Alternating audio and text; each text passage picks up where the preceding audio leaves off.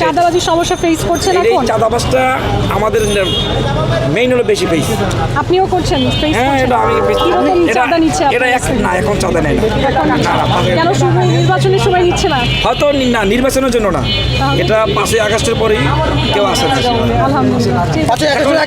আগে নিত, এখন মনে করেন যে আবার যদি যে কোনো সরকারি আসুক, হয়তো সে বলবে যে আমি এখন আসছি, আমাকে এটা দিতে হবে, হইতেই পারে। মেঘনা আলম আসলে সেটা হবে না। সুযোগ নাই, চাঁদাবাজির কোনো সুযোগ নাই।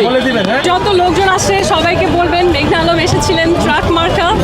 আর যে কোনো সমস্যা ইনশাআল্লাহ একমাত্র একজন রাজনীতিবিদ পাবেন যে আসলেই আপনাদের জন্য কাজ করবে। কারো মতন আমার ব্যক্তি স্বার্থের কোনো জায়গায় নাই। আমি জাস্ট চাই আমার বাংলাদেশকে সারা দুনিয়া সম্মান করুক সেভাবে করতে। দোয়া করেন আমার জন্য।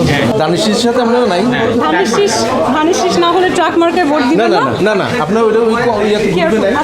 এখন আর হচ্ছে ধানের শীষ, ট্রাক, এগুলো হচ্ছে শুধু প্রার্থী বোঝার জন্য একটা মার্কা। যেই প্রার্থীকে আপনাদের মনে হবে যে আসলে উনি দেশের জন্য কাজ করতে সক্ষম এবং করবে, শুধু যোগ্যতা থাকলেই হয় না, নিয়ত থাকা লাগে।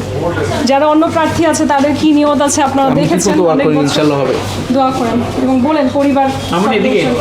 যোগ্যতার মানদণ্ড কি আপনার দৃষ্টিতে?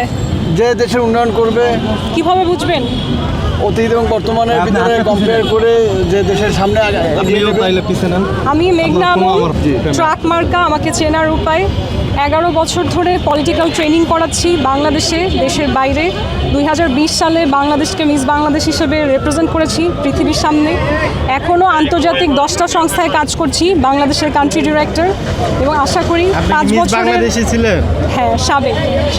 আশা করি যদি সুযোগ পাই 5 বছরের, আমার একটাই লক্ষ্য 5 বছর পর সারা পৃথিবী বাংলাদেশকে দেখে আজকে যেমন আমি সালাম দিয়ে ভোট চাচ্ছি, বাংলাদেশি দেখে উঠে দাঁড়াবে ইনশাআল্লাহ। ট্রাক মার্কা দোয়া রাখবেন। ভোটে জয়ী হন, তাহলে সেরকম ভাবে কাজ করে আমি জনগণের প্রত্যাশা আছে যে এলাকার উন্নয়ন করবে, রাস্তাঘাটের অনেক আছে, ফুটপাতে অনেক কিছু বসে, এগুলো আর কি করতে হবে। হ্যাঁ, ঢাকা 8কে আমি সবচেয়ে নিরাপদ জায়গা বানাতে চাই ঢাকার মধ্যে, এবং সবচেয়ে নারী বান্ধব জায়গা, যেখানে আপনার মেয়ে, বোন, আপনার ছোট বাচ্চা যদি স্কুলের জন্য বের হয়, দ্বিতীয়বার আপনাকে চিন্তা করতে হবে না যে সে সুস্থভাবে সেফলি বাসায় আসবে কিনা।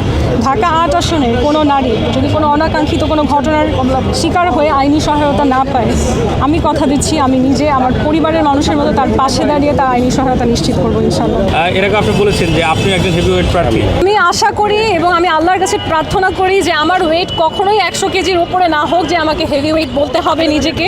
আমার নির্বাচনে দাঁড়ানোর প্রধান লক্ষ্য যেটা হচ্ছে ঢাকা 8 আসনকে আমি সম্পূর্ণ নিরাপদ এলাকা করব। নিরাপদ বলতে কি, সেটা শারীরিক নিরাপত্তাও বোঝায়, মানসিক নিরাপত্তাও বোঝায়, অর্থনৈতিক নিরাপত্তাও বোঝায়। ঢাকা 8 আসনের ভেতরে কোনো বাবা যদি তার মেয়ে ঘর থেকে বের হয়, তাহলে তার জন্য দ্বিতীয়বার দুশ্চিন্তা করবে না। কারণ আমি এই ঢাকা 8 আসনকে সেই অবস্থায় নিয়ে যাওয়ার জন্য সব রকম কাজ করব যেখানে নারীরা রাস্তায় নিরাপদে চলাফেরা করতে পারবে। একজন পুরুষ হোক নারী হোক, তিনি যদি মাঝরাতেও বাসায় ফেরে, নারী হোক পুরুষ হোক, তাহলেও যেন সেই এলাকায় সে কোনো দুর্ঘটনার, কোনো ছিনতাইকারীর, কোনো চাঁদাবাজির, কোনো ধরনের দুর্ঘটনার সম্মুখীন না হয়।